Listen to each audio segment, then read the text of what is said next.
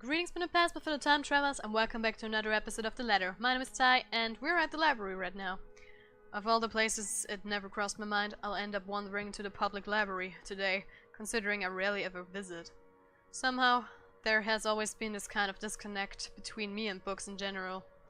Sure, some of them have my attention in my youth during the brief times of the day I was left to my own with nothing to do. I went through the whole of Grant's collection, as a matter of fact, read all of them twice or thrice even. But I never did hold it for long, most of it never even sticked. Especially after I learned it's simply easier to do things myself if I want to learn stuff. This ain't the plan in the first place. But after Ashton went through the trouble to contact the professor, I can't just ignore it. Nothing but quiet greets me inside, though. Not the typical mom one would associate with a library, but one akin to hush prior to an impending trouble. Or perhaps I'm just overthinking again. I really like to think I'm just thinking too much about this, that this is just a lack of sleep talking. Regardless, apart from a group of students murmuring in a corner somewhere, the place is free of its usual visitors. All while my footsteps echo in a manner unsettling enough to raise the hairs at the back of my neck. Much to my relief, it does not take me long to find him, being the only occupant on this side of the room. Professor Andrew Clark. I've never personally met the man, but Ash has spoken highly of him several times. In fact, he is Ash's go-to guy when something's troubling him with a case. My steps are unsure as I approach. At any rate, he greets me with a warm smile like a grandson he hasn't seen in a long time. Ashton's friend, I take it. Zachary. You'll have to forgive this old man if I don't get your name right. Oh no, you got it. It's Zach. Zachary Steele, Professor Clark. He gestures at the empty seat across the table while he returns to his books. The next couple of minutes pass in relative silence as he continues to read and take notes from the pile he's accumulated on the table. Maybe I should have taken a book first before heading here, but before I can even get far into that idea, the professor clicks the book shut and sets it atop the stack next to him. Ashton told me you were hoping to get answers from me. Although I'm not quite sure what I could share, I'll do my best to help. Of course, there are a lot of things I want to ask. How do we get out of this mess is the first among tens. Hundreds of concerns in my head. But in the presence of someone I barely know, the thoughts won't easily form. He is nothing but patient, however, and with enough time to mull over, a question finally forms. Do you believe in the paranormal, Professor? It's supernatural, actually. Don't worry. It's a common mistake to make. But they really are two different things. Wow. The other one deals with what we can't explain at the moment, while the other are things we may not have an explanation to. Here. He places a couple of papers in front of me, the very same one he was writing on earlier. A study of Locksbone's supernatural culture in a nutshell. A friend of mine wrote that a few years ago. He took interest in the city after reading about the stories. I have to agree with him here. Even stories dealing with things you don't see with the naked eye can be rife with culture, and this city thrives on it. Just ask the locals. Like ghosts, for example. Among other things. The interpretation has changed over the years, though. Various religions, for example, have their own version. It might not always be a spirit now. It could be a memory, or an imprint, an echo, so to speak. Some are born from curses, even. Out of great anger, hatred, or pain. There was this one story. Ah, here it is. Another book is pulled out from the stack and placed open atop the papers, while he speaks with such passion that it makes me wonder if some part of him believes this to be true. It is interesting though, even if I'm personally not a fan of such stories. And soon, hours pass without my notice. In the end, it asked for something to be sacrificed in order to destroy whatever anchors the Wraith. A sad tale, that one. But the simplest grudge can bring the ugliest, even in the kindest person, with some people none the wiser. Oh, I'm sorry. I just went on. Nah, it's good. Are you familiar with the Ermengarde Mansion, though? Of course. That goes without saying. Who hasn't heard of the local legend? In fact, you aren't the first one to ask me about that recently. Although, word of the mouth is, someone has already bought it. Ah, yeah. The right couple. It was a close friend who handled that sale. So I heard. Well, don't think the house being bought by anyone would stop us from talking about it. What is it about the mansion, then? I just want to ask what you think of it, sir. We're going to need more than an afternoon for that, young man. You see, it's the kind that has changed over the years, passed down from one person to the next. Sometimes, It's the Lord William who haunts the place. There are versions where it's the lady of the house. Ooh. But my favorite, a personal favorite, would have to be the ones that followed after the disappearance of the kind daughter. Okay. Well- What about these then? There is a moment of hesitation on my part before I pull out Miss Wright's photos and lay them all in front of him. Unlike Ash, though, the professor inspects each print with great interest. That gives me some hope, at least. When were these taken? Just the other day. Do you think those are the same? Perhaps. Perhaps not. There were certainly instances when the film would pick up what the human eyes weren't able to see. But then, it could also have been human error. I didn't edit it in any way. You have my word on that, Professor. They all just came out like that. Then, if it is what you're thinking, I'd strongly advise against doing something reckless and further tangling with them. Accounts about them may be riveting to you, but most of it often ends in an unpleasant manner. What about those people in the house? If there is something in there, shouldn't they know? I'm sure they're already familiar with the legends, but... Some people might deserve it, however. Deserve what, sir? All of a sudden... His glasses, oh my god. All of a sudden, the tenderness in the professor's eyes disappear. His face become unreadable. As though catching himself, he hastily clears his throat, gathers his books, and rises from his seat. Professor? I'm sorry. I just remembered something I neglected to do. You'll have to excuse me, Zachary. All right. Do you need any help with that? There is Don't let my looks something fool up you, son. with I can still Luke. carry a few hundreds. I've been doing this for years.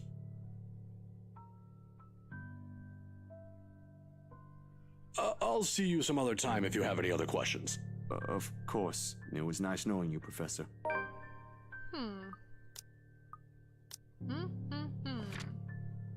Zachary met with Professor Andrew Clark at the library.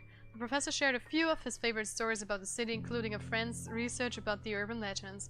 When Zach showed Hannah's distorted photos, the professor only warned him not to be reckless, and that some people deserve what's coming for them.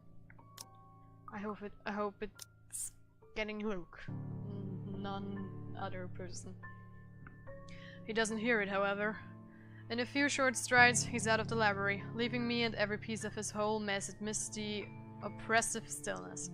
Despite the answers gleaned, more questions surfaced. Same one with Isabella. If there is even a single way out of this, I hope we find it soon. The moon is well into the night sky by the time I make it back home. My heavy treads and the sound of traffic outside echoing in my ears, filling the empty room with some semblance of life. Anna would scold me if she ever hears me walk like that, but after today I really can't give a damn about everything. The mattress creaks under my weight as I unceremoniously flop down on it, and I find myself looking at the paper under my grip. Oh. An invitation and a request to cover an event, the Wright's housewarming party tomorrow evening. If only it were that easy. But it will give me a chance to talk to her. About that thing in their house. With a sigh, I let my hand fall to the side of the bed along with the invitation. I'll think about it tomorrow, when my head ain't muddled with thoughts of a headless woman and the haunting smell of a ghost. Lately, it occurs to me that the last meal I ate had been the one with Ashton. And an empty, gnawing ache makes itself known, but I can't bring myself to stand up.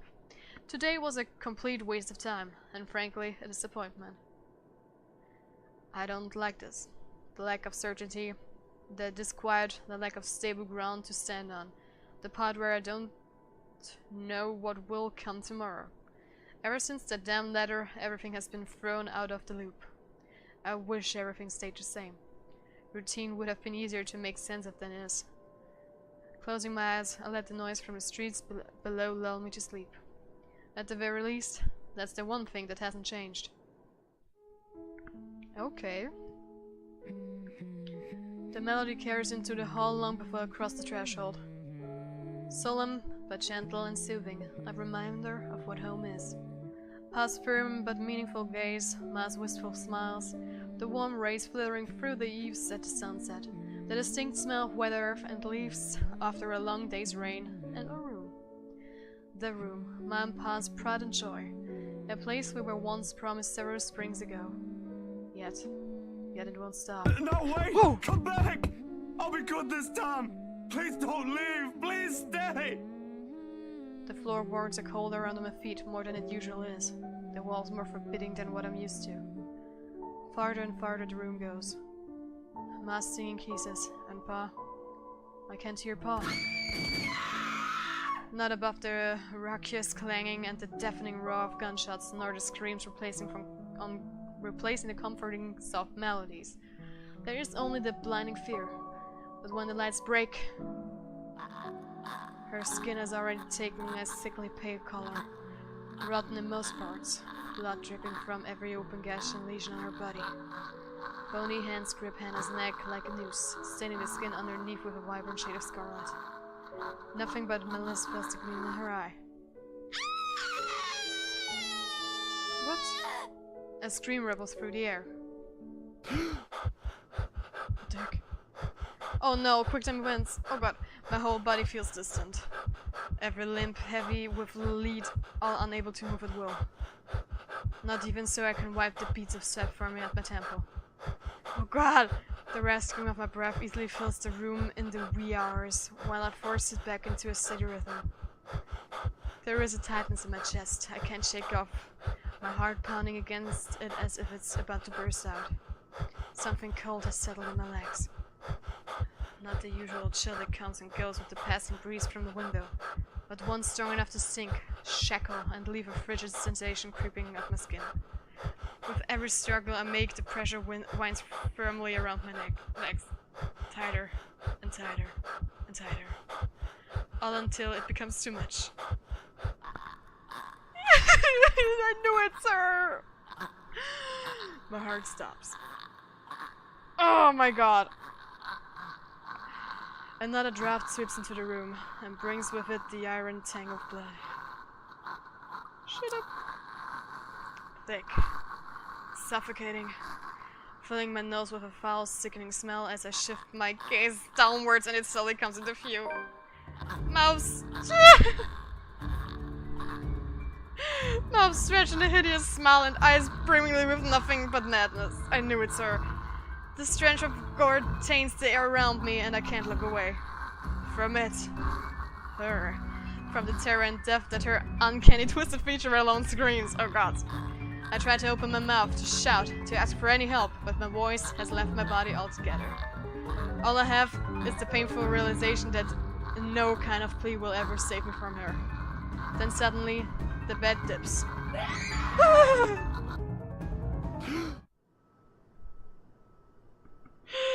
I was so ready for a quick time event.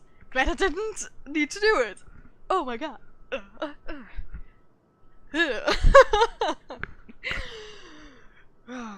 She's pretty, isn't she? The brutal plunge back into myself jerks me awake. There is no ear-splitting scream, no wild thrashing of limbs. Just a painful, constricted awareness that something has wound itself tightly around my neck. I waste no second pulling it, a blanket, away, but allow myself a few minutes to steady my breathing before getting off the bed. Inhale, hold, exhale.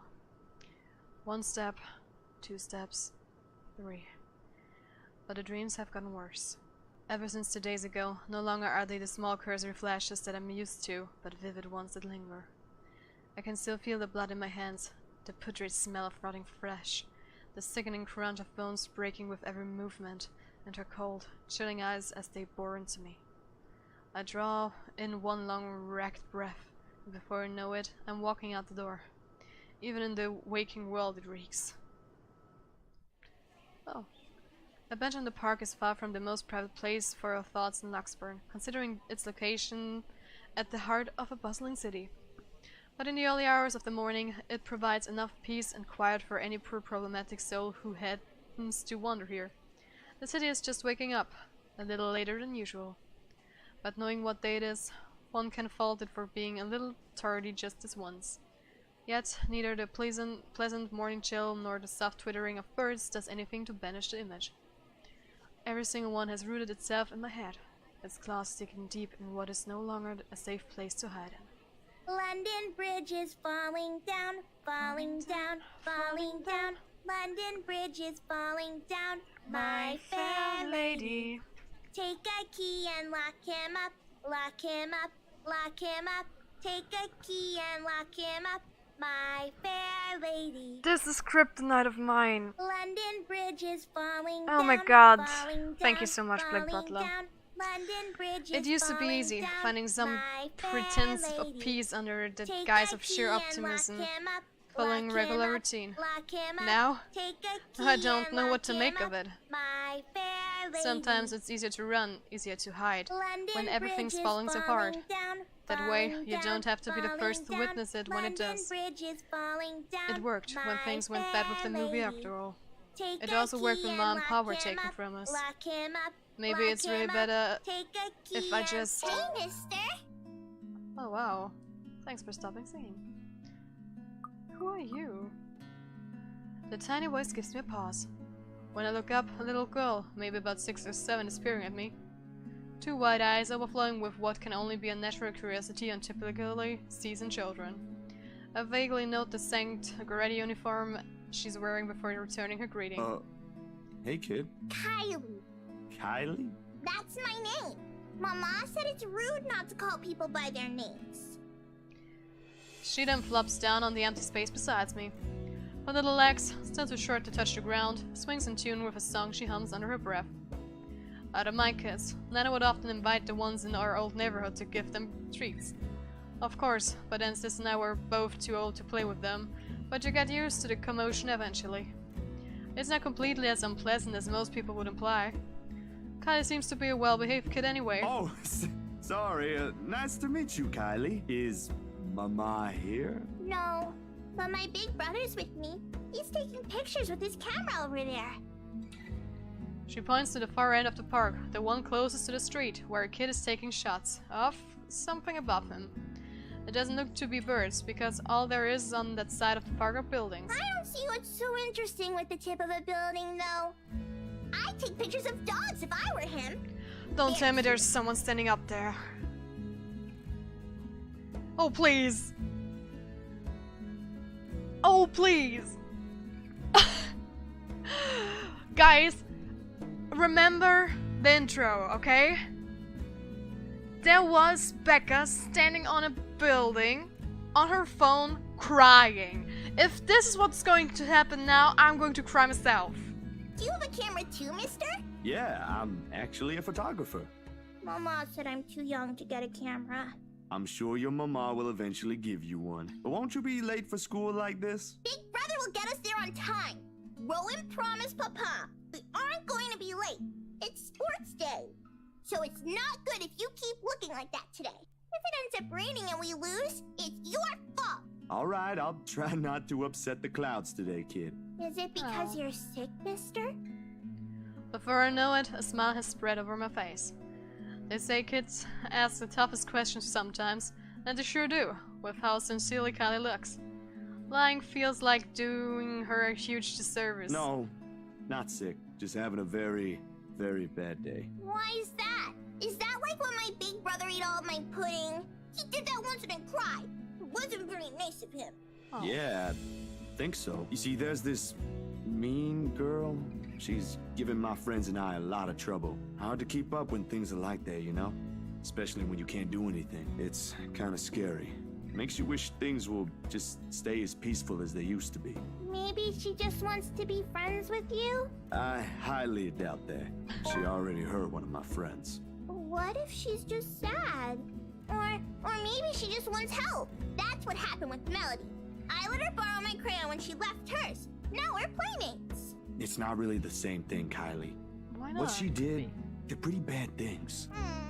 I still think there's another reason. Did you try talking to her? That's what Mama said I should do. I don't think that'll work either. You haven't even tried yet. You sound like Rowan. You're just scared, mister. That'd strike a chord. Maybe it's the honesty in her tone, or simply the truth in the words itself. I don't know why, but I can't help it. I laugh. Loud enough to disturb an elderly couple taking a leisure walk nearby. Why are you laughing? That's nothing. You're a really smart kid, you know that? I'm pretty sure she knows. But guys, that's it for this episode. Thank you so much for watching. Leave a like, subscribe to my channel. If you already subscribed, click on the notification bell down below so you get notified when I upload my videos. Share this on all your social media, and God's always to you in the future, or back in the letter. High five!